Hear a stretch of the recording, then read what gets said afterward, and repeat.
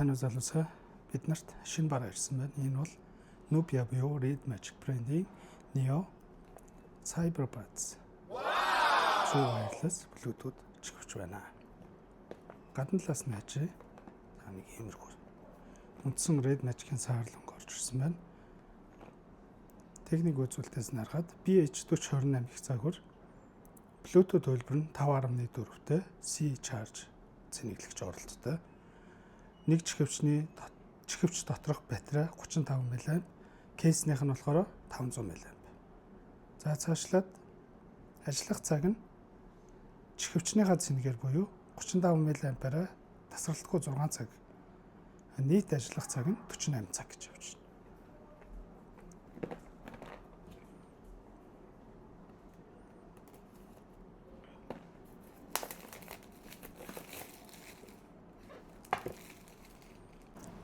Тэгэхээр энэхүү шин загвар нь бидний өдөр тутмын хэрэглээ болон хэрэгцээнд ялангуяа тоглоомын хэрэглээнд шаардлага хэр хангах бол гэдгийг хамтдаа тестэлж үзье. Хамгийн хүсэмжит зүйл бол хоцрогдол бага, цэник сайн барьдаг чихвчийг сонгох явдал юм. Тэгэхээр хайрцагын дотор нь юу хамтдаа харъя. Доод талд нь агаас C руу кейбл нь дагалдаж ирж байна. Дөрмийн дагуу танилцуулга. Анх захиалж байхад ерөнхийн энэ загварын бүтцэн их гоё санагдсан. Тэрэнд нь их олзуурхаж авчирсан.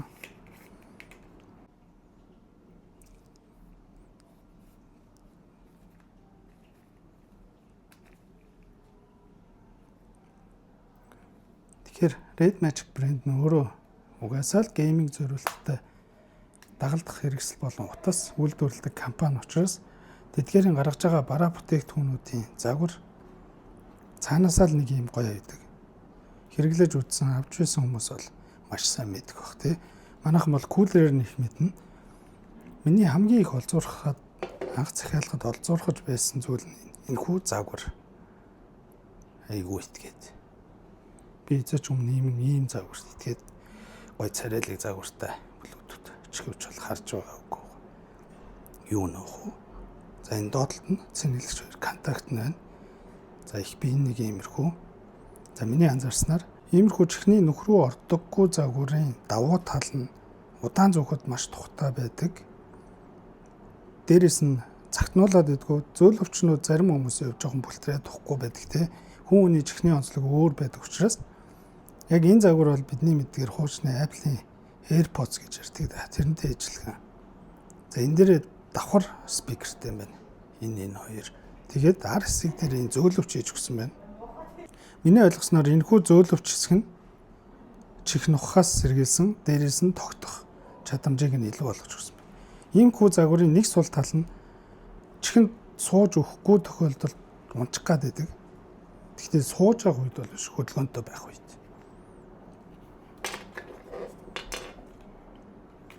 Түрүүн хэлсэнчлэн кейс нь өөрөө 1.5 цаг цэнэглэгдэнэ. Энэ дээр энэ дижитал дэлгэцэлж хэлсэнчлэн логоос чинь энэ дээр LED индикатортай юм байна.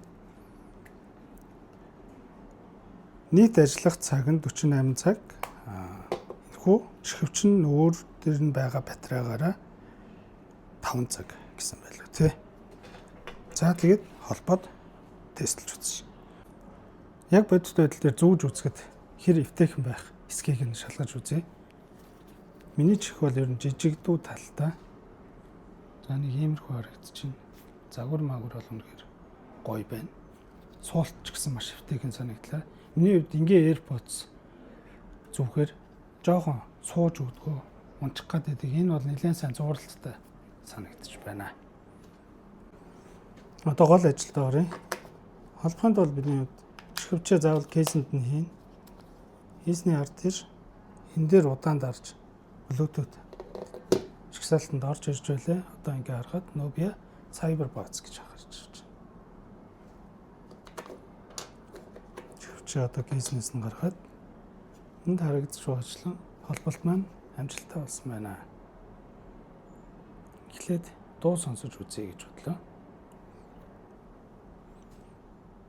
За дууд тест явсан. яг энэ дууралтыг нь бичлэгээр сонсгож болдог болсон гоё тий.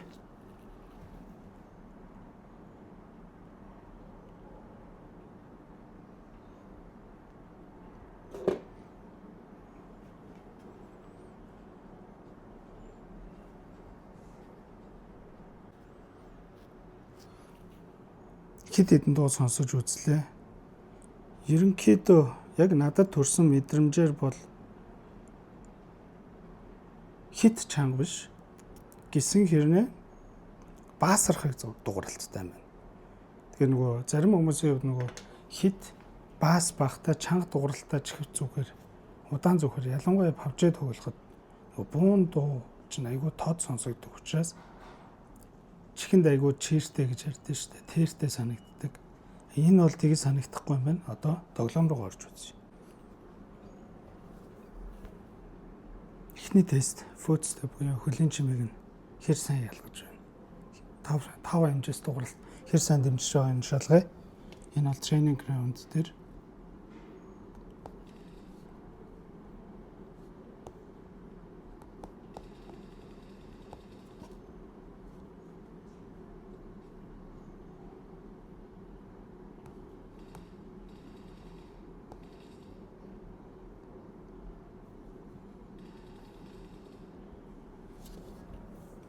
тэгэхээр хөлийн чимээний ялгалт бол тунд ажгүй.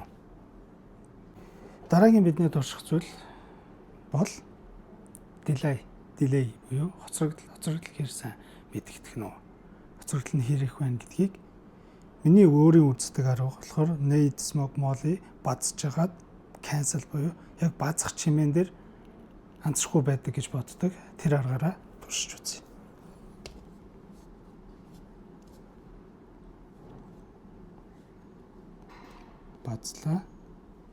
Бацлаа. Ер нь дайжгүй шүү.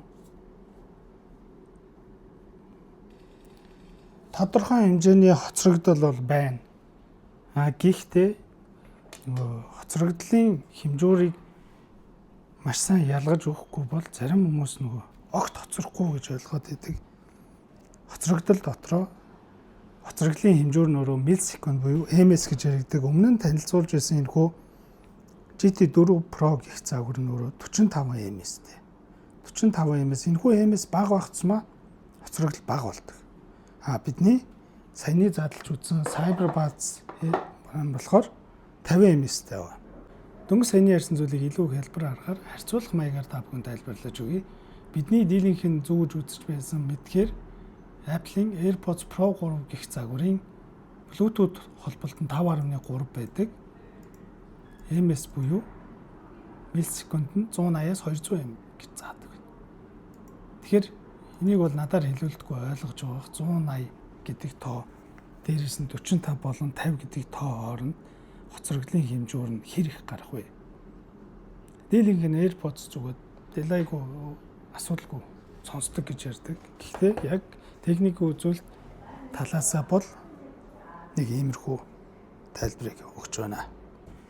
За тэгэхээр бидний хувьд шинэ чихвчтэй танилцлаа. Энэ чихвчний сул болон давуу тал ерөнхийд нь базаад хэлэхэд гадна талаасаа үзэгдэх байдал загвар хийц гоё. Ажиллагааны хувьд шаардлага хангаж ийн үхээр хангаж ийн. Хоцрогдол бага байж чадж ийн үү чадж ийн. Зүгд эвтэйхэн байна уу байна. Ажиллах цаг нь хангалттай юу? Хангалттай 5 цаг ажиллана. Яг норм тоглодог хүмүүсийн хувьд бол 5 цаг тасралтгүй ажиллана. Дээрээс нь тоглож явах явцдаа дундуур нь төрүүлж хөгсөн тохиолдолд ч юм уу кейсэнд нь ихээр энэ нь өөрөө цэнгээ авч байдаг.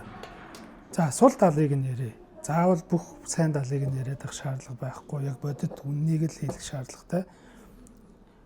Тэгэхээр яг миний өөрийн сонсголд тулгуурлаж хэлэхэд дууралтын хувьд бол хитрхи баасархаг санагдлаа. Хоёрдугаар хөлийн чимээ ялгалт нь яг санаанд хүрсэнгүй бусад чихвчнүүдтэй харьцуулахад.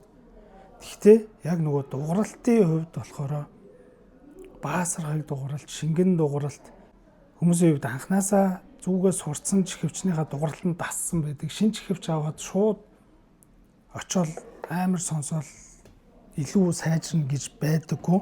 Аливаа чихвчийг аваад чихэндээ дасан тасал бас нэг хэд хоног зарцуулагддаг.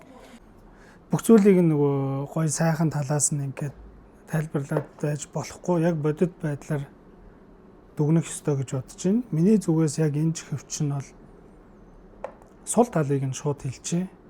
Надад төрсэн мэдрэмжээр бол дугралт нь хит баасрахаг байна.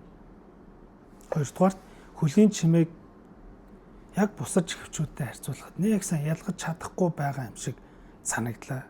Гэтэ сая бол зүгээр нэг хэд хэсэг нэг минут хүрэхгүй хугацаанд л тестэлсэн. Магад буруу ээж мэднэ. Тэгэхээр чихвчтэй холбоотой нэг зүйлийг бас та бүхэн сануулж хэлэхгүй бол болохгүй байна. Зарим хүмүүсийн хувьд шинэ чихвч аваад ерөөсөө юм сонсож чадахгүй байна гэдэг. Тэгэхээр бидний хувьд нөгөө анханасаа хэрэглээд нэг чихвчийг урт удаан хугацаанд хэрэглээд дасчихаараа яг л тэр чихвчнийхаа дугралтыг өгүүлээд байдаг.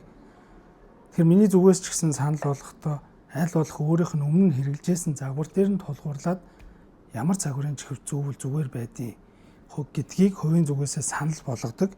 Тэгэхээр баасрахыг дугралттай чихвч миний хувьд надад таалагдахгүй байж болох ч анханасаа баас ихтэй нөгөө тод шингэн дугралтанд дургуун хүмүүст бол энэ чихвч үнэхээр гоё болно. Яг юу хэлэх гээд байна гэхээр надад таалагдлаа гэд тань таалагдах албагүй. Надад таалагдахгүй байлаа гэд тань таалагдахыг бас үгүйсэхгүй. Хэрэгтэй мэдээлэл өгсөн болов уу гэж бодож байна. Миний зүгээс яагаад эдгээр мэдээллүүдийг болж өгвөл ингээд өөрөө цаг зав гаргаад тестлээ тайлбарлаад байна гэдг нь их учиртай.